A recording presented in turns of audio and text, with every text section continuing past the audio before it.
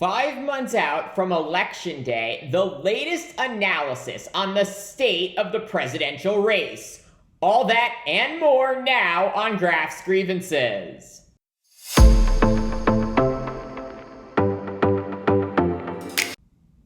In just 2 weeks, President Joe Biden and former President Donald Trump expected to face off in their first of just 2 scheduled debates this election cycle. The showdown coming just weeks after Trump's historic conviction on 34 felony counts and Biden's son Hunter being found guilty on 3 felony gun charges. To be very clear, there is no comparison between a presidential candidate's criminality and the fallout of addiction plaguing a president's son. But the point is that Biden and Trump are under immense pressure, even for presidential nominees. 2 weeks after their first debate, Trump will face sentencing in his New York case on July 11th, where he faces up to 4 years in prison.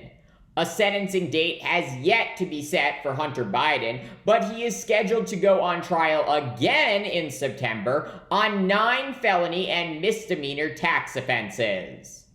And if that were not enough, both Trump and Biden have national conventions to attend this summer. Trump expected to name his vice presidential pick at the RNC in Milwaukee beginning on July 15th. While Biden will attend the DNC in Chicago with Vice President Kamala Harris starting October 19th. And I lay this all out before breaking down the state of the race to emphasize that so much will happen over the next 5 months that could potentially change the dynamics of who will win the presidency in November. But now, what we have all been waiting for. Remember, because of our electoral college system, just a handful of states will decide who wins the presidency. And depending on your confidence in state polling, how many toss-up states or states that could reasonably be won by either Biden or Trump varies. But conservatively, there are anywhere between 4 and 7 toss-up states this year. The tightest of these states, where the polling margin between Trump and Biden is the narrowest, are Arizona, Wisconsin, Pennsylvania, and Nevada. 4 years ago, Biden won all of these states and the presidency. But in 2016, Trump won all of these states except for Nevada, which went to Hillary Clinton, and therefore Trump became president.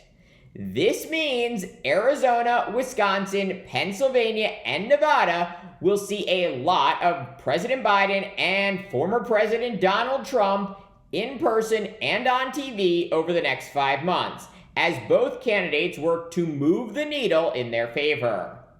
Notably, deranged conspiracy theorist and independent presidential candidate Robert F. Kennedy Jr. is currently not on the ballot in any of these states, and therefore, at least for now, doesn't present an immediate threat to Biden or Trump here.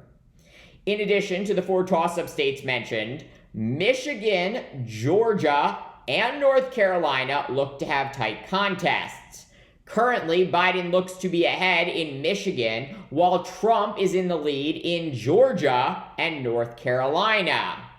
4 years ago, Biden won Michigan and Georgia, while Trump won North Carolina.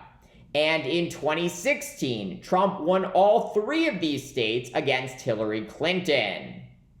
However, unlike the first 4 states we analyzed, RFK Jr. claims he has won ballot access in Michigan and North Carolina. And should that prove to be true, Biden and Trump will have an additional obstacle, not only campaigning against each other, but also against Kennedy. To be clear, Kennedy will not win any state or the presidency, but could impact who wins the White House by taking just a few thousand votes from either Trump or Biden in a toss-up state. So where does that leave us? It looks to be a nail-biter, where literally every vote, especially in Arizona, Wisconsin, Pennsylvania, and Nevada, could determine who wins the presidency this fall. Thank you for watching Graf's Grievances. Let me know what you think. Please like, subscribe, share, and join me tomorrow for more.